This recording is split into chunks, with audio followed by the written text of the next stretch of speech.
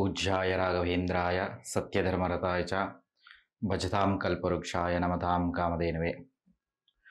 ಶ್ರೀ ಗುರು ರಾಘವೇಂದ್ರ ಸ್ವಾಮಿಗಳು ನಮ್ಮ ಪ್ರತ್ಯಂಗಿರ ಆಸ್ಟ್ರಾಲಜಿ ಮತ್ತು ವಾಸ್ತುಚಲನ ವೀಕ್ಷಣೆಯನ್ನು ಮಾಡ್ತಾ ಇರ್ತಕ್ಕಂಥ ತಮ್ಮೆಲ್ಲರಿಗೂ ಆಯುಸ್ಸು, ಆರೋಗ್ಯ, ಐಶ್ವರ್ಯವನ್ನು, ಸ್ಥಿರವಾದಂಥ ಉದ್ಯೋಗ, ಆದಾಯವನ್ನು ಕರುಣಿಸಲಿ ಅಂತ ಪ್ರಾರ್ಥಿಸ್ಕೋತೀನಿ. ನೇರವಾಗಿ ವಿಚಾರಕ್ಕೆ ಬಂದುಬೇಡ. ಯಾರ ಜಾತಕದಲ್ಲಿ ಡೈವರ್ಸ್ ಚಾನ್ಸಸ್ ಇರುತ್ತೋ ಅಂತಹ ಜಾತಕವನ್ನು ನೀವೇ ಪರೀಕ್ಷೆಯನ್ನು ಮಾಡ್ಕೊಳ್ಬೋದು. ಹೇಗಪ್ಪ ಅಂದರೆ, ನಿಮ್ಮ ಡೇಟ್ ಆಫ್ ಬರ್ತ್ ಟೈಮನ್ನು ಕೊಟ್ಟು ಯಾರಾದರೂ ಒಬ್ಬರು ಜ್ಯೋತಿಷ್ಯರ ಹತ್ರ ಒಂದು ಕುಂಡಲಿಯನ್ನು ಬರ್ಸಿರ್ತೀರ. ಆ ಜಾತಕ ಕುಂಡಲಿಯನ್ನು ತೆಗೆದು ಅದರನ್ನೊಮ್ಮೆ ನೀವು ಪರೀಕ್ಷೆ ಮಾಡಿದ್ದೇ ಆದರೆ, ನಿಮ್ಮ ಜಾತಕ ಕುಂಡಲಿಯನ್ನೊಮ್ಮೆ ನೀವೇ ಚೆಕ್ ಮಾಡಿಕೊಂಡಿದ್ದೇ ಆದರೆ, ನಿಮ್ಮ ಜಾತಕದಲ್ಲಿ ಡೈವರ್ಸ್ ಚಾನ್ಸಸ್ ಇದೆಯಾ ಅಂತ ಸ್ವತಃ ನೀವೇ ಪರೀಕ್ಷೆಯನ್ನು ಮಾಡಿಕೊಳ್ಳಬಹುದು. ಅತ್ಯಂತ ಸರಳವಾದಂಥ ವಿಧಾನದಲ್ಲಿ ಹೇಗೆ ನಮ್ಮ ಜಾತಕವನ್ನು ನಾವೇ ಪರೀಕ್ಷೆಯನ್ನು ಮಾಡ್ಕೋಬೋದು ಅಂತ ಸರಳವಾಗಿ ನಿಮಗೆ ಇವತ್ತು ನಾನು ತಿಳಿಸ್ಕೊಡ್ತಾ ಇದ್ದೀನಿ. ವೈಯಕ್ತಿಕವಾಗಿ ನಿಮಗೇನಾದರೂ ಆ ಥರ ಅನಿಸಿದ್ರೆ, ಅಥವಾ ಯಾರಾದರೂ ಜ್ಯೋತಿಷಿಗಳು ನಿಮ್ಮದು ಡೈವರ್ಸ್ ಜಾತಕ, ನಿಮಗೆ ಎರಡೆರಡು ವಿವಾಹ ಚಾನ್ಸಸ್ ಇದೆ, ವಿವಾಹದ ನಂತರದಲ್ಲಿ ನಿಮ್ಮ ಬಾಂಧವ್ಯ ಮುರಿದು ಬೀಳ್ಬೋದು, ಅಥವಾ ವಿವಾಹದ ನಂತರದಲ್ಲಿ ನಿಮ್ಮ ಹೆಂಡತಿ ನಿಮ್ಮಿಂದ ದೂರ ಆಗ್ಬೋದು, ಅಥವಾ ಅಪಘಾತಗಳಿಂದನೋ, ಅಗ್ನಿ ಅವಘಡಗಳಿಂದನೋ, ಪ್ರಾಣಿಗಳಿಂದನೋ, ನೇಚರಿನ ಕೆಲವೊಂದು ಕ್ರಮಗಳಿಂದನೋ ಮರಣ ಹೊಂದಿ ಮತ್ತೊಂದು ವಿವಾಹಕ್ಕೆ ನೀವು ಮೂವ್ ಆನ್ ಆಗ್ಬೋದು ಅಂತ ಸನ್ನಿವೇಶಗಳನ್ನು ಯಾರಾದರೂ ಹೇಳಿದರೆ, ಅಂಥ ಎಲ್ಲ ವಿಚಾರಗಳನ್ನು ಸ್ವತಃ ನೀವೇ ನಿಮ್ಮ ಜಾತಕವನ್ನು ನೋಡಿ ಪರೀಕ್ಷೆಯನ್ನು ಮಾಡ್ಕೊಳ್ಬೋದು. ಮತ್ತು ತಿಳ್ಕೊಳ್ಳೋದು ಹೇಗೆ ಅಂತ ಇವತ್ತು ನಾನು ನಿಮಗೆ ತಿಳಿಸ್ಕೊಡ್ತೇನೆ. ನವಗ್ರಹಗಳಲ್ಲಿ 9 ಗ್ರಹಗಳಿರ್ತವೆ. ಆ 9 ಗ್ರಹಗಳಲ್ಲಿ 5 ಗ್ರಹಗಳನ್ನು ಕ್ರೂರಕಾರಕ ಗ್ರಹಗಳು ಅಂತ ಹೇಳ್ತೀವಿ. ಯಾವುದಪ್ಪ ಅದು 5 ಗ್ರಹಗಳು ಅಂತಂತಂದರೆ, ಕುಜ, ರಾಹು, ಶನಿ ಮತ್ತು ಕೇತು. ಜೊತೆಗೆ ಸೂರ್ಯನನ್ನು ಸಹ ನಾವು ಕ್ರೂರಕಾರಕ ಗ್ರಹ ಅಂತ ಹೇಳ್ತೀವಿ. ಈ 5 ಗ್ರಹಗಳು ಕುಜ, ರಾಹು, ಶನಿ, ಕೇತು, ಇದರ ಜೊತೆಗೆ ಸೂರ್ಯನನ್ನು ಸೇರಿಸಿ 5 ಗ್ರಹಗಳು ಕ್ರೂರಕಾರಕ ಗ್ರಹಗಳಾಗಿರ್ತವೆ. ಯಾಕೆ ಇವುಗಳನ್ನೇ ಕ್ರೂರಕಾರಕ ಗ್ರಹಗಳು ಅಂತ ಕರೀತಾರೆ ಅಂದರೆ, ಸೂರ್ಯನನ್ನು 9 ಗ್ರಹಗಳಲ್ಲಿ ಮಧ್ಯದಲ್ಲಿ ಪ್ರತಿಷ್ಠಾಪನೆಯನ್ನು ಮಾಡಿರ್ತಾರೆ. ಆತ 9 ಗ್ರಹಗಳನ್ನು ಕಂಟ್ರೋಲ್ ಮಾಡ್ತಾ ಇರ್ತಾನೆ. ಸೂರ್ಯ ಅತ್ಯಂತ ಶಾಖದಿಂದ ಕೂಡಿರ್ತಕ್ಕಂತಹ, ಬೆಂಕಿಯ ಸ್ವರೂಪವಾಗಿರ್ತಕ್ಕಂತಹ, ಬೆಂಕಿಯ ಉಂಡೆ ಅಂತ ಇರೋದ್ರಿಂದ ಆತನ ಒಂದು ಆ ಶಾಖ ಶಕ್ತಿ ಅನ್ನೋದು ಎಲ್ಲ ಗ್ರಹಗಳು ತಡ್ಕೊಳಕ್ಕಾಗಲ್ಲ. ಸಾಮಾನ್ಯ ಜನಗಳು ಸಹ ಆ ಸೂರ್ಯನ ಶಾಖವನ್ನು ತಡ್ಕೊಳಕ್ಕಾಗಲ್ಲ. ಜೊತೆಗೆ ತುಂಬ ಕೋಪಿಷ್ಟ ಸ್ವಭಾವವನ್ನು ಒಳಗೊಂಡಿರ್ತಕ್ಕಂಥ ಗ್ರಹ ಸೂರ್ಯ. ಇದರ ಜೊತೆಗೆ ನವಗ್ರಹಗಳಲ್ಲೇ ಅತ್ಯಂತ ಹೆಚ್ಚಾದಂತಹ ಸಿಟ್ಟು, ಕೋಪ, ಹಠ ಸ್ವಭಾವವನ್ನು ಒಳಗೊಂಡಿರ್ತಕ್ಕಂತಹ, ಕರ್ಮಕಾರಕ ಅಂತ ಕರಿತಿರ್ತಕ್ಕಂತಹ ಶನೇಶ್ವರನನ್ನು ಸಹ ನಾವು ಕ್ರೂರಕಾರಕ ಗ್ರಹ ಅಂತ ಕರಿತೀವಿ. ಎಲ್ಲ ಗ್ರಹಗಳಿಂದನೂ ಮನುಷ್ಯರು ಅವರು ಮಾಡಿರ್ತಕ್ಕಂಥ ಪಾಪ ಕರ್ಮಗಳಿಂದ ತಪ್ಪಿಸ್ಕೋಬೋದು. ಆದರೆ ಶನೇಶ್ವರನಿಂದ ಮಾತ್ರ ಯಾವ ಮನುಷ್ಯನೂ ಆತ ಮಾಡಿರ್ತಕ್ಕಂಥ ಪಾಪ ಕರ್ಮಗಳಿಂದ ಅಥವಾ ಶುಭ ಕರ್ಮಗಳಿಂದ ತಪ್ಪಿಸ್ಕೊಳ್ಳಿಕ್ಕೆ ಸಾಧ್ಯ ಇಲ್ಲ. ಅದಕ್ಕೋಸ್ಕರನೇ ಅದನ್ನು ಕರ್ಮಕಾರಕ ಅಂತ. ಏನು ಕರ್ಮ ಮಾಡಿದರೆ ಆ ಕರ್ಮಕ್ಕೆ ತಕ್ಕನಾದಂಥ ಫಲವನ್ನು ಕೊಡ್ತಕ್ಕಂಥನೇ ಶನೀಶ್ವರ. ಅದಕ್ಕೋಸ್ಕರ ಎಲ್ಲರೂ ಸಹ ಶನೀಶ್ವರನಿಗೆ ಹೆದರ್ಕೊಳ್ಳೋದು. ಆ ಕರ್ಮಕಾರಕರಾದಂಥ ಶನೀಶ್ವರನ ದೃಷ್ಟಿ ನಮ್ಮ ಮೇಲೆ ಬಿದ್ದರೆ ಅದರ ಪರಿಣಾಮಗಳೇ ತುಂಬ ಭಿನ್ನವಾಗಿರ್ತವೆ. ಅದಕ್ಕೋಸ್ಕರ ಶನೀಶ್ವರನ ಕರ್ಮಕಾರಕ, ಉದ್ಯೋಗಕಾರಕ, ಆಯುಷ್ಯಕಾರಕ, ಆರೋಗ್ಯಕಾರಕ ಅಂತ ಕರೀತಾರೆ. ಈತನು ಸಹ ಕ್ರೂರಕಾರಕ ಗ್ರಹ ಆಗಿರ್ತಾನೆ. ಒಂದು ನ್ಯಾಯಾಲಯದಲ್ಲಿ ಜಡ್ಜಿ ಇದ್ದ ರೀತಿ, ನ್ಯಾಯಾಲಯದಲ್ಲಿ ನಾವು ಲಾಯರಿಂದ ತಪ್ಪಿಸ್ಕೋಬೋದು, ಪೊಲೀಸರಿಂದ ತಪ್ಪಿಸ್ಕೋಬೋದು, ನ್ಯಾಯಾಂಗ ವ್ಯವಸ್ಥೆಯಿಂದನೂ ತಪ್ಪಿಸ್ಕೋಬೋದು. ಆದರೆ ಜಡ್ಜಿಂದ ತಪ್ಪಿಸ್ಕೊಳಕ್ಕಾಗಲ್ಲ. ನ್ಯಾಯ ತಡ ಆಗ್ಬೋದು, ಆದರೆ ಒಂದಲ್ಲ ಒಂದು ದಿವಸ ನ್ಯಾಯ ಕೊಡ್ತಕ್ಕಂಥವ್ನು ಯಾರು ಅಂದರೆ ನ್ಯಾಯಾಧೀಶ. ಹಾಗೆ ಶನೀಶ್ವರನ್ನು ಸಹ 9 ಗ್ರಹಗಳಲ್ಲಿ ನೀವು ನ್ಯಾಯಾಧೀಶನ ಸ್ಥಾನಕ್ಕೆ ಹೋಲಿಸ್ತೀವಿ. ಒಂದು ಕೋರ್ಟಲ್ಲಿ ನಾವು ಹೋಗಿದ ತಕ್ಷಣ ಎಲ್ಲರೂ ಎದ್ದು ನಿಂತ್ಕೊತಾರೆ. ಅಂದರೆ ನ್ಯಾಯಾಧೀಶ ಬಂದಿದ ತಕ್ಷಣ ಎಲ್ಲ ಎದ್ದು ನಿಂತ್ಕೊಂತಾರೆ, ಪ್ರತಿಯೊಬ್ಬರು ಸಹ. ಆ ನ್ಯಾಯಾಧೀಶನಿಗೆ ಸಿಗುವಂಥ ಗೌರವ ಸ್ಥಾನಮಾನಗಳೇ ಬೇರೆ. ಅದು ಒಂದು ಭಯದಿಂದನೂ ಸಹ ಎದ್ದು ನಿಂತ್ಕೋಬೋದು, ಅಥವಾ ಗೌರವದಿಂದನೂ ಸಹ ಎದ್ದು ನಿಂತ್ಕೋಬೋದು. ಹಾಗೆಯೇ ಶನೀಶ್ವರನ ಯಾಕೆ ಜನ ಒಂದು ಭಯದಿಂದನಾದರೂ ಆತನನ್ನು ಗೌರವಿಸ್ತಾರೆ, ಅಥವಾ ಭಕ್ತಿಯಿಂದನಾದರೂ ಗೌರವಿಸ್ತಾರೆ. ಯಾತಕ್ಕೆ ಅಂದರೆ ಆತನಲ್ಲಿರ್ತಕ್ಕಂಥ ಕೋಪ, ಕ್ರೌರ್ಯ, ಕ್ರೋಧ, ಆ ಒಂದು ಅಗ್ರೆಸಿವ್ನೆಸ್ ಏನಿರ್ತದೆ, ಅವೆಲ್ಲ ಗುಣಗಳು ಸಹ ಆತನನ್ನು ಕ್ರೂರಕಾರಕ ಗ್ರಹವಾಗಿ ಮಾರ್ಪಡಿಸುತ್ತವೆ. ಇದರ ಜೊತೆಗೆ ಕುಜನನ್ನು ಸಹ ನಾವು ಕ್ರೂರಕಾರಕ ಗ್ರಹ ಅಂತ ಕರಿತೀವಿ. ಹೇಗಪ್ಪ ಅಂತಂದರೆ, ಈ 9 ಗ್ರಹಗಳು ಏನಾದರೂ ಯುದ್ಧಕ್ಕೆ ಹೋದರೆ ಆ ಯುದ್ಧಕ್ಕೆ ಸೇನಾಧಿಪತಿ ಯಾರು ಅಂತಂದರೆ ಕುಜಗ್ರಹ ಅಥವಾ ಅಂಗಾರಕ ಗ್ರಹ ಅಂತ ಕರಿತೀವಿ. ಈ ಅಂಗಾರಕ ಗ್ರಹನ ಕೈಯಲ್ಲಿ ಯಾವಾಗಲೂ ಸಹ ಅತ್ಯಂತ ಕ್ರೂರವಾಗಿರ್ತಕ್ಕಂಥ ಆಯುಧಗಳಿರ್ತವೆ. ಕತ್ತಿ ಆಗಿರ್ಬೋದು, ಗದೆ ಆಗಿರ್ಬೋದು, ಬಿಲ್ಲು ಬಾಣಗಳಾಗಿರ್ಬೋದು, ಇಂಥ ಎಲ್ಲ ಆಯುಧಗಳು ಆ ಅಂಗಾರಕನ ಕೈಯಲ್ಲಿರ್ತದೆ. ಬೆಂಕಿಯ ಸ್ವರೂಪ ಅಂತ ಕುಜನನ್ನ ಕರಿತೇವೆ, ಕೆಂಡದ ಸ್ವರೂಪ ಅಂತ ಕುಜನನ್ನ ಕರಿತೇವೆ, ಆಯುಧಗಳ ಪ್ರತೀಕ ಅಂತ ಕುಜನನ್ನ ಕರಿತೇವೆ, ಒಂದು ಕ್ರೂರತ್ವದ ಪ್ರತೀಕ ಅಂತ ಕುಜನನ್ನ ಕರಿತೇವೆ. ಏನಕ್ಕೆ ಅಂತಂದ್ರೆ ರಾಜ ಹೇಳ್ತಾನೆ, ಪಕ್ಕದ ಸಾಮ್ರಾಜ್ಯವನ್ನು ನೀನು ಆಕ್ಯುಪೈ ಮಾಡ್ಕೊ ಅಂತ ಏನಾದರೂ ಸೇನಾಧಿಪತಿಗೆ, ಕಮಾಂಡರ್ಗೆ ಹೇಳ್ಬಿಟ್ರೆ ಆ ಕಮಾಂಡರ್ಗೆ ನೆಕ್ಸ್ಟ್ ಥಾಟೇ ಇರಲ್ಲ. ಆತ ಏನು ಮಾಡಬೇಕು, ಬೆಂಕಿ ಆದರೂ ಹಾಕ್ಬೋದು, ಅಥವಾ ಆಕ್ರಮಣನ ಮಾಡ್ಬೋದು, ಕೊಲ್ಲಬೋದು, ವಿಷಪ್ರಾಶವನ್ನು ಮಾಡೋದು, ಏನು ಬೇಕಾದರೂ ಮಾಡ್ಬೋದು. ಆತನ ಉದ್ದೇಶ ರಾಜ ಹೇಳಿದರೆ ನಾನು ಆಕ್ಯುಪೈ ಮಾಡ್ಕೋಬೇಕು, ಆ ಪ್ರದೇಶವನ್ನು ವಶಪಡಿಸ್ಕೊಂಡು ರಾಜನ ನೀಡಬೇಕು, ಇಷ್ಟೇ. ಸೊ ಅಲ್ಲಿ ಕ್ರೌರ್ಯ, ಆಕ್ರಮಣ ಸ್ವಭಾವ ಅಷ್ಟೇ ಇರ್ತದೆ, ಬಿಟ್ಟರೆ ಬೇರೆ ಏನೂ ಇರಲ್ಲ. ಒಬೇನೆಸ್ ಇರ್ತದೆ. ಆದರೂ ಸಹ ಕುಜನನ್ನು ನಾವು ಆ ಯುದ್ಧಕಾರಕ ಗ್ರಹ ಮತ್ತು ಸೇನಾಧಿಪತಿ ಸ್ಥಾನಕ್ಕೆ ಹೋಲಿಸಿರೋದ್ರಿಂದ ನೇರವಾಗಿ ಸೇನಾಧಿಪತಿಯನ್ನು ನಾವು ಮುಟ್ಟಿ ನಮಸ್ಕಾರವನ್ನು ಮಾಡ್ಕೊಳಕ್ಕಾಗಲ್ಲ. ಆ ಕ್ರೌರ್ಯ, ಕ್ರೋಧ, ಸಿಟ್ಟು, ಹಠ ಅದೆಲ್ಲ ಕುಜನಿಗೆ ಜಾಸ್ತಿ ಇರ್ತದೆ. ಅದಕ್ಕೋಸ್ಕರನೇ ನಾವು ಕುಜನನ್ನ ಕ್ರೂರಕಾರಕ ಗ್ರಹ, ಅಗ್ರೆಸಿವ್ ಕಾರಕ ಗ್ರಹ ಅಂತ ಕರಿತೀವಿ. ಇದರ ಜೊತೆಗೆ ನಾವು ಹೇಳೋ ಹಾಗೆ ಎಲ್ಲ ರಾಹುಕೇತುಗಳನ್ನು ರಾಕ್ಷಸರ ಪ್ರತಿರೂಪ, ನಕಾರಾತ್ಮಕ ಸ್ವರೂಪದ ಪ್ರತಿರೂಪ ಅಂತಲೂ ಸಹ ನೇಚರ್ ಹೇಳುತ್ತೆ. ಈ ರಾಹುಕೇತುಗಳು ಸರ್ಪಕಾರಕ ಗ್ರಹಗಳಾಗಿರ್ತವೆ. ನಮ್ಮ ಪೂರ್ವಜರ ಪ್ರತೀಕವಾಗಿರ್ತಕ್ಕಂಥ ಗ್ರಹಗಳು ಸಹ ಆಗಿರ್ತವೆ. ರಾಹುಕೇತುಗಳನ್ನು ನಾವು ಕುಜ ಶನಿಗಳಿಗೆ ಪ್ರತಿರೂಪ ಅಂತಲೂ ಸಹ ನಾವು ಕರಿತೀವಿ. ಶನಿವತ್ ರಾಹು, ಕುಜವತ್ ಕೇತು ಅಂತ ಕರಿತೀವಿ. ಆ ಸರ್ಪಕಾರಕ ಗ್ರಹಗಳು ಕ್ರೂರಕಾರಕ ಆಗಿರೋದ್ರಿಂದ ನೇರವಾಗಿ ನಾವು ಸರ್ಪವನ್ನು ಮುಟ್ಟಿ ನಮಸ್ಕಾರ ಮಾಡ್ಕೊಳಕ್ಕಾಗಲ್ಲ. ಸರ್ಪಕ್ಕೆ ಹಾಲೆರೆದ್ರೆ ದೇವರು, ಅಥವಾ ನಮ್ಮನ್ನು ದ್ವೇಷಿಸಿದ್ರೆ 12 ವರ್ಷಗಳ ಕಾಲ ದ್ವೇಷಿಸ್ತದೆ ಅಂತ ಹೇಳ್ತಾರೆ. ಹಾಗೆ ಆ ಕ್ರೂರಕಾರಕ ಗ್ರಹಗಳಾಗಿರ್ತಕ್ಕಂಥ ಸರ್ಪ ಸ್ವರೂಪಿಗಳಿರ್ತಕ್ಕಂತಹ ರಾಹುಕೇತುಗಳನ್ನು ಸಹ ನಾವು ಕ್ರೂರ ಸ್ಥಾನಕ್ಕೆ ನೀಡಿರ್ತೀವಿ. ಅವು ಸಹ ಕ್ರೂರಕಾರಕ ಗ್ರಹಗಳಾಗಿರ್ತವೆ. ಹಾಗಾಗಿ 9 ಗ್ರಹಗಳಲ್ಲೇ ನೋಡಿ ನೇಚರ್ ಹೇಗಿದೆ ಅಂತಂದರೆ, ಒಳ್ಳೆಯದಕ್ಕಿಂತ ನೇಚರಲ್ಲಿ ಕೆಟ್ಟದ್ದೇ ಯಾವಾಗೂ ಜಾಸ್ತಿ ಇರುತ್ತೆ. ಅದನ್ನು ಓವರ್ಕಮ್ ಮಾಡೋದೇ ಜೀವನ ಅಂತ ತಿಳಿಸ್ಕೊಡ್ಲಿಕ್ಕೆ ಈ 9 ಗ್ರಹಗಳಲ್ಲಿ 5 ಗ್ರಹಗಳೇ ಕ್ರೂರಕಾರಕ ಗ್ರಹಗಳು. ಅಂಥ ಕ್ರೂರಕಾರಕ ಗ್ರಹಗಳಾಗಿರ್ತಕ್ಕಂತಹ ಕುಜ, ರಾಹು, ಶನಿ, ಕೇತು, ಸೂರ್ಯ ಈ ಗ್ರಹಗಳೇನಾದರೂ ತಮ್ಮ ಜಾತಕ ಕುಂಡಲಿಯಲ್ಲಿ 12 ಮನೆಗಳಿರ್ತವೆ. ಅದರಲ್ಲಿ ಲಗ್ನದಿಂದ 7ನೇ ಮನೆಯನ್ನ, ನಮ್ಮ ಜಾತಕ ಕುಂಡಲಿಯಲ್ಲಿ ಲಗ್ನದಿಂದ 7ನೇ ಮನೆಯನ್ನ ಅಥವಾ 7th ಹೌಸ್ನ ವಿವಾಹ ಸ್ಥಾನ ಅಂತ ಕರಿತೀವಿ.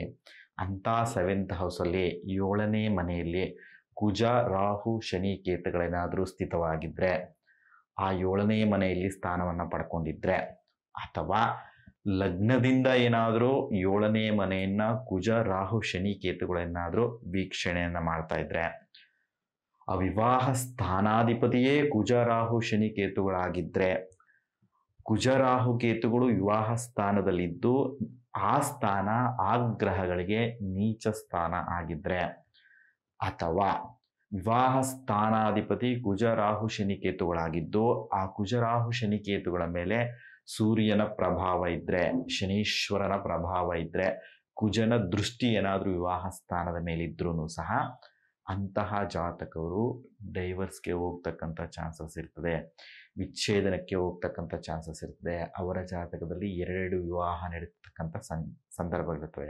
ಅಥವಾ ಪಾಪಕರ್ತರಿ ಯೋಗ ಅಂದರೆ ವಿವಾಹ ಸ್ಥಾನದಲ್ಲಿ ವಿವಾಹ ಸ್ಥಾನಾಧಿಪತಿಯಾಗಿರ್ತಕ್ಕಂಥ ಗ್ರಹದ ಹಿಂದೆ ಅಥವಾ ಮುಂದೆ ಕುಜ, ರಾಹು, ಶನಿ, ಕೇತು ಅಥವಾ ಸೂರ್ಯ ಗ್ರಹಗಳಿದ್ದು, ಆ ಕುಜ, ರಾಹು, ಶನಿ, ಕೇತು, ಸೂರ್ಯ ಗ್ರಹಗಳ ಮಧ್ಯಭಾಗದಲ್ಲಿ 7ನೇ ಮನೆ ಆಗಿದ್ದು, ವಿವಾಹ ಸ್ಥಾನಾಧಿಪತಿ ಕುಜ, ರಾಹು, ಶನಿ, ಕೇತುಗಳ ಮಧ್ಯದಲ್ಲಿ ಏನಾದರೂ ಸಿಗಾಕೊಂಡಿದ್ರೆ ಅದನ್ನು ಸಹ ನಾವು ವಿಚ್ಛೇದನಕ್ಕೆ ಒಳಪಡ್ತಕ್ಕಂತಹ ಜಾತಕ ಅಥವಾ ಡಿವೋರ್ಸ್ನಿಂದ ಕೂಡಿರ್ತಕ್ಕಂಥ ಜಾತಕ ಅಂತ ಕರಿತೀವಿ.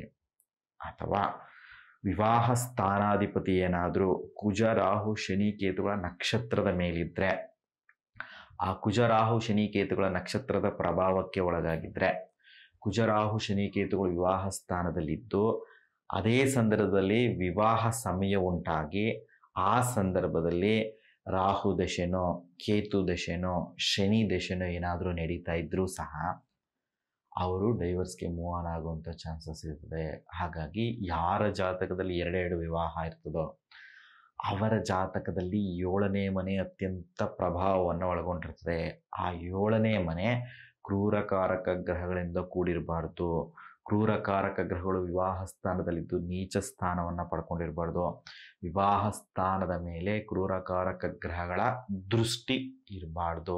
ಈ ರೀತಿ ಯಾವುದೇ ಒಂದು ಅಂಶದಿಂದ ಏನಾದರೂ ವಿವಾಹ ಸ್ಥಾನ ಪ್ರಭಾವಿತವಾಗಿದ್ದರೆ, ವಿವಾಹವಾದ ನಂತರ ಕೆಲವೇ ವರ್ಷಗಳಲ್ಲಿ ಏನಾದರೂ ಶನಿ ದಶೆ ಆಗಲಿ, ಕೇತು ದಶೆ ಆಗಲಿ, ರಾಹು ದಶೆ ಆಗಲಿ ಬಂದಿದ್ದೇ ಆದರೆ, ಅಂಥ ಸಂದರ್ಭದಲ್ಲಿ ಏನಾದರೂ ಪಂಚಮ ಶನಿ ಆಗಲಿ, ಅಷ್ಟಮ ಶನಿ ಆಗಲಿ, ಸಾಡೆ ಸಾತಿ ಏನಾದರೂ ನಡೀತಾ ಇದ್ದರೆ, ವಿವಾಹ ಸ್ಥಾನಾಧಿಪತಿ ಕುಜರಾಹು ಶನಿ ಕೇತುಗಳಾಗಿದ್ದು ಅದೇ ಸಂದರ್ಭದಲ್ಲಿ ವಿವಾಹ ಆಗಿ ವಿವಾಹವಾದಂತಹ ಸಂದರ್ಭದಲ್ಲಿ ಸಾಡೆ ಸಾತಿ ಏನಾದರೂ ನಡೀತಿದ್ರು ಸಹ ಆ ಸಾಡೆ ಸಾತಿ ಪ್ರಭಾವದಿಂದನೂ ಸಹ ಡೈವರ್ಸ್ಗೆ ಮೂವ್ ಆನ್ ಆಗ್ತಕ್ಕಂಥ ಚಾನ್ಸಸ್ ಇರ್ತದೆ. ಹಾಗಾಗಿ ನೀವೇ ಪರೀಕ್ಷೆಯನ್ನು ಮಾಡಿಕೊಳ್ಳಿ. ಈ ಕ್ಷಣದಲ್ಲಿ ತಮ್ಮ ಜಾತಕ ಕುಂಡಲಿನ ತೆಗೆದು ವಿವಾಹ ಸ್ಥಾನ ಲಗ್ನವನ್ನು ಒಂದು ಗೀಟನ್ನು ಎಳೆದಿರ್ತಾರೆ, ಅಲ್ಲಿಂದ 7ನೇ ಮನೆಯಲ್ಲಿ ಕುಜರಾಹು ಶನಿ ಕೇತುಗಳು ಸೂರ್ಯರೇನಾದರೂ ಸ್ಥಿತರಾಗಿದ್ದಾರಾ ಒಂದ್ಸರಿ ಪರೀಕ್ಷೆಯನ್ನು ಮಾಡ್ಕೊಳ್ಳಿ. ಅಥವಾ ವಿವಾಹ ಸ್ಥಾನಾಧಿಪತಿ ಕುಜರಾಹು ಶನಿ ಕೇತುಗಳಿಂದ ಕೂಡಿದ್ದು ಅಲ್ಲಿರ್ತಕ್ಕಂಥ ಗ್ರಹ ಏನಾದರೂ ಕುಜರಾಹು ಶನಿ ಕೇತುಗಳ ನಕ್ಷತ್ರಗಳ ಮೇಲಿದ್ದರೆ ಉಪ ಆಧಿಪತಿಗಳಾಗಿರ್ತಕ್ಕಂಥ ನಕ್ಷತ್ರಾಧಿಪತಿಗಳೇನಾಗಿದ್ರು ಕುಜರಾಹು ಶನಿ ಕೇತುಗಳಿಂದ ಕೂಡಿದ್ರೆ, ವಿವಾಹ ಸ್ಥಾನಾಧಿಪತಿ ನೀಚನಾಗಿದ್ದರೆ, ವಿವಾಹ ಸ್ಥಾನಾಧಿಪತಿಯ ಮೇಲೇನೆ ಶನಿಯ ಪ್ರಭಾವ ಇದ್ದರೆ ಅಥವಾ ಶನೇಶ್ವರನ ದೃಷ್ಟಿ ಇದ್ದರೆ, ವಿವಾಹ ಸ್ಥಾನದಲ್ಲೇ ಏನಾದರೂ ಕುಜಗ್ರಹ ಇದ್ದರೆ ಅಥವಾ ಶನಿಗ್ರಹ ಇದ್ದರೆ, ಇದರಲ್ಲಿ ಇನ್ನೂ ಟಫೆಸ್ಟ್ ಸಿಚುವೇಶನ್ಗೆ ಹೋಗ್ತಕ್ಕಂಥ ಚಾನ್ಸಸ್ ಇರ್ತದೆ. ವಿವಾಹ ಸ್ಥಾನಾಧಿಪತಿ ಕುಜ ಅಥವಾ ಶನಿಯಾಗಿದ್ದು ಅದೇ ಸಂದರ್ಭದಲ್ಲಿ ಕೇತು ದಶೆ ಆಗಲಿ ರಾಹು ದಶೆ ಆಗಲಿ ನಡೀತಾ ಇದ್ದರೆ, ವಿವಾಹ ಸ್ಥಾನಾಧಿಪತಿ ಶನೇಶ್ವರ ಕುಜ ಆಗಿದ್ದು ಅದೇ ಸಂದರ್ಭದಲ್ಲಿ ಅಂದರೆ ವಿವಾಹವಾದಂಥ ಸಂದರ್ಭದಲ್ಲಿ ಸಾಡೆ ಸಾತಿ ಏನಾದರೂ ನಡೀತಾ ಇದ್ದರೆ, ಪಂಚಮ ಶನಿ ಅಷ್ಟಮ ಶನಿ ಏನಾದರೂ ನಡೀತಾ ಇದ್ದರೆ, ಅಂಥ ಸಂದರ್ಭದಲ್ಲಿಯೂ ಸಹ ತಮ್ಮ ವೈವಾಹಿಕ ಜೀವನ ರಿಸ್ಕ್ಗೆ ಬೀಳ್ತಕ್ಕಂಥ ಚಾನ್ಸಸ್ ಇರ್ತದೆ. ವಧುವಿನ ಜಾತಕದಲ್ಲೂ ವಿವಾಹ ಸ್ಥಾನಾಧಿಪತಿ ಕುಜರಾಹು ಶನಿಗಳಿಂದ ಕೂಡಿದ್ದು, ವರನ ಜಾತಕದಲ್ಲೂ ವಿವಾಹ ಸ್ಥಾನಾಧಿಪತಿ ಕುಜರಾಹು ಶನಿ ಕೇತುಗಳೇನಾದರೂ ಆಗಿದ್ದರೆ ಇದು ಇನ್ನೂ ಟಫೆಸ್ಟ್ ಸಿಚುವೇಶನ್ಗೆ ಹೋಗ್ತಕ್ಕಂಥ ಚಾನ್ಸಸ್ ಇರ್ತದೆ. ಹಾಗಾಗಿ ಇಂಥ ಸಂದರ್ಭದಲ್ಲಿ ಆ ವಿವಾಹ ಸ್ಥಾನಾಧಿಪತಿಯನ್ನು ಪರೀಕ್ಷೆಯನ್ನು ಮಾಡಿ, ವಿವಾಹ ಸ್ಥಾನಾಧಿಪತಿ ಹೇಗಿದ್ದಾನೆ, ಬಲವಾಗಿದ್ದಾನ, ವಿವಾಹ ಸ್ಥಾನಾಧಿಪತಿ ಏನಾದರೂ ಟೋಟಲ್ 30 ಡಿಗ್ರಿನಲ್ಲಿ 11 ಡಿಗ್ರಿಯಿಂದ 20 ಡಿಗ್ರಿ ಬಿಟ್ವೀನ್ ಒಳಗಡೆ ಏನಾದರೂ ಇದ್ದಾನ, ಅಥವಾ ವಿವಾಹ ಸ್ಥಾನಾಧಿಪತಿ ಏನಾದರೂ ತುಂಬ ಒಂದು ಮಗುವಿನ ರೂಪದಲ್ಲಿ 1 ಡಿಗ್ರಿಯಿಂದ 10 ಡಿಗ್ರಿ ಒಳಗಡೆ ಅಥವಾ 23 ಡಿಗ್ರಿಯಿಂದ 30 ಡಿಗ್ರಿ ಬಿಟ್ವೀನ್ ಗ್ಯಾಪಲ್ಲಿ ಏನಾದರೂ ವಿವಾಹ ಸ್ಥಾನಾಧಿಪತಿ ಇದ್ದರೆ ಅದು ಶಿಶುವಿನ ರೂಪದಲ್ಲಿ ಅಥವಾ ವೃದ್ಧಾಪ್ಯ ರೂಪದಲ್ಲಿ ಹೋಗಿರ್ತಕ್ಕಂಥ ಚಾನ್ಸಸ್ ಇರ್ತದೆ. ಹಾಗಾಗಿ ಅಂಥ ಸಂದರ್ಭದಲ್ಲಿಯೂ ಸಹ ವಿವಾಹ ಸ್ಥಾನಾಧಿಪತಿ ಬಲ ಕಳ್ಕೊಂಡಾಗ ಆ ಸಂದರ್ಭದಲ್ಲಿ ಡೈವರ್ಸ್ಗೆ ಮೂವ್ ಆನ್ ಆಗ್ತಕ್ಕಂಥ ಚಾನ್ಸಸ್ ಇರ್ತದೆ. ಹಾಗಾಗಿ ನೀವೇ ಪರೀಕ್ಷೆಯನ್ನು ಮಾಡಿಕೊಂಡು ತಮ್ಮ ಜಾತಕವನ್ನು ನೋಡಿ. ನಿಮ್ಮ ಜಾತಕದಲ್ಲಿ ವಿವಾಹ ಸ್ಥಾನಾಧಿಪತಿ ಕುಜರಾಹು ಶನಿ ಕೇತುಗಳಾಗಿದ್ದರೆ ಶೀಘ್ರವಾಗಿ ಯಾರಾದರೂ ಒಬ್ಬರು ಜ್ಯೋತಿಷಿಗಳನ್ನು ಭೇಟಿಯನ್ನು ಮಾಡಿ ನಿಮ್ಮ ಜಾತಕವನ್ನು ಪರೀಕ್ಷೆಯನ್ನು ಮಾಡಿಸಿಕೊಂಡು ತಮ್ಮ ಮನೆಯ ಸಮೀಪದಲ್ಲೇ ಎಲ್ಲಾದರೂ ಒಂದು ಕಡೆ ದೇವಾಲಯದಲ್ಲಿ ನಿಮಗೆ ದ್ವಿಕಳತ್ರ ಯೋಗ ಇದೆ ಅಂತ ಅನಿಸಿದ್ದೇ ಆದರೆ ಕದಲಿ ವಿವಾಹ ಅಥವಾ ಎಕ್ಕ ವಿವಾಹ ಅಥವಾ ಕುಂಭ ವಿವಾಹವನ್ನು ಮಾಡಿಸ್ಕೋಬೇಕಾಗುತ್ತೆ. ಗಂಡು ಮಕ್ಕಳಾದರೆ ಬಾಳೆ ಗಿಡಕ್ಕೆ ತಾಳಿಯನ್ನು ಕಟ್ಟಿ ಆ ಬಾಳೆ ಗಿಡವನ್ನು ಕಡಿಯೋದ್ರ ಮೂಲಕ ಆ ದೋಷವನ್ನು ಪರಿಹಾರ ಮಾಡ್ಕೋತಾರೆ. ಇದನ್ನು ಕದಲಿ ವಿವಾಹ ಅಂತ ಕರೀತಾರೆ. ಅದೇ ಹೆಣ್ಣು ಮಕ್ಕಳಾದರೆ ಎಕ್ಕದ ಗಿಡಕ್ಕೆ ವಿವಾಹವನ್ನು ಮಾಡಿ ಎಕ್ಕದ ಗಿಡಕ್ಕೆ ತಾಳಿಯನ್ನು ಹಾಕಿ ಅದನ್ನು ವಧುವಿಗೆ ಹಾಕೋದ್ರ ಮೂಲಕ ಆ ಗಿಡವನ್ನು ಕಡಿದು ಈ ದ್ವಿಕಳತ್ರ ಯೋಗ ದೋಷವನ್ನು ನಿವಾರಣೆಯನ್ನು ಮಾಡ್ಕೋತಾರೆ.